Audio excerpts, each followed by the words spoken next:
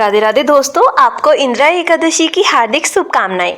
आज हम सुनेंगे एकादशी व्रत कथा। उससे पहले अगर आप हमारे चैनल पर पहली बार आए हैं तो प्लीज़ हमारे चैनल को सब्सक्राइब करें और साथ ही बेल आइकन को प्रेस करें ताकि आने वाली हर भक्ति वीडियो आप सभी दोस्तों तक जरूर पहुँचे।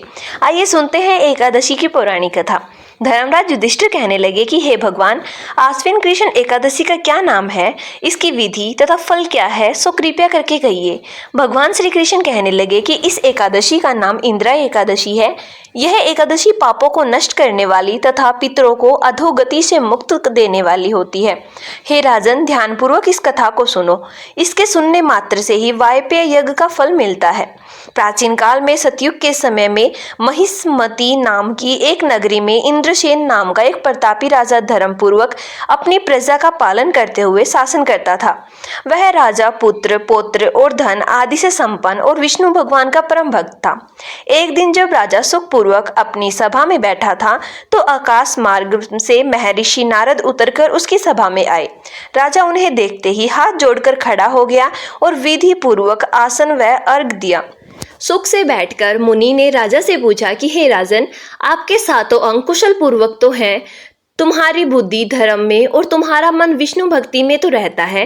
देवऋषि नारद की ऐसे बातें सुनकर राजा ने कहा, हे महर्षि, आपकी कृपा से मेरे राज्य में सब कुशल है तथा मेरे यहाँ यज्ञ कर्म आदि सुकृत हो रहे हैं। आप कृपया करके अपने आगमन का कारण कहिए। तब ऋषि कहने लगे कि हे राजन, आप आश्चर्य देने वाले मेरे वचनों को सुने। मैं एक समय ब्रह्मलोक से यमलोक को गया। वहां श्रद्धा पूर्वक यमराज से पूजित होकर मैंने धर्मशील और सत्यवान धर्मराज की प्रशंसा की। उसी यमराज की सभा में महान ज्ञानी और धर्मात्मा तुम्हारे पिता को एकादशी का व्रत भंग होने के कारण देखा। उन्होंने संदेशा दिया, सो मैं तुम्हें कहता हूँ। उन्होंने कहा कि पूर्व जन्म में कोई विघ्न हो जाने के कारण मैं यमराज के निकट रह रहा हूँ। सो हे पुत्र, तुम यदि आश्विन कृष्ण एकादशी का व्रत मेरे निमित्त करोगे तो मुझे स्वर्ग की प्राप्ति हो सकती है। इतना सुनकर राजा कहने लगे कि हे महर्षि, आप इस व्रत की विधि मुझसे कहिए। नारद जी कहने लगे कि आश्विन माह के कृष्ण पक्ष की दशमी के दिन प्रातःकाल श्रद्धा पूर्वक स्नान आदि से निवृत्त होकर पुनः दोपहर को नदी आदि में जाकर स्नान करें। फिर श्रद्धा पूर्वक पितरों का श्राद्ध करें और एक बार भोजन करें। प्रातःकाल होने पर एकादशी के दिन दातुन आदि करके स्नान करें। फिर व्रत के नियमों को भक्तिपूर्ण ग्रहण करता हुआ प्रतिज्ञा करें कि मैं आज संपूर्ण भोगों को त्याग कर निराहार एकादशी का व्रत करूंगा।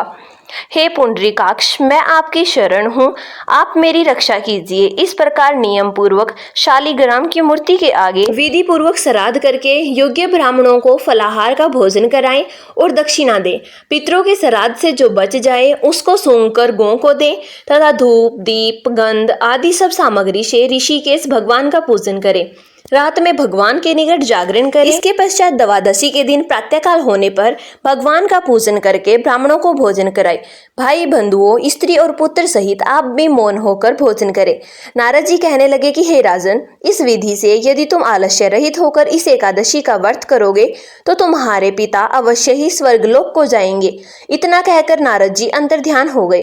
नारद जी के कथा अनुसार राजा द्वारा अपने बांधवों तथा दासों सहित व्रत करने से आकाश से पुष्प वर्षा हुई और उस राजा का पिता गरुड़ पर चढ़कर विष्णु लोक को गया। राजा इंद्रसेन भी एकादशी के व्रत के प्रभाव से निष्कंटक राज्य करके अंत में अपने पुत्र को सिंहासन पर बिठाकर स्वर्गलोक को गया। हे युधिष्ठिर, यह इंदिरा एकादशी के व्रत का महात्म्य है। मैंने तुमसे कहा, इसके पढ़ने और सुनने से मनुष्य सब पापों से छूट जाते हैं और सब प्रकार के भोगों को भोग कर बैकुंठ को प्राप्त होते हैं।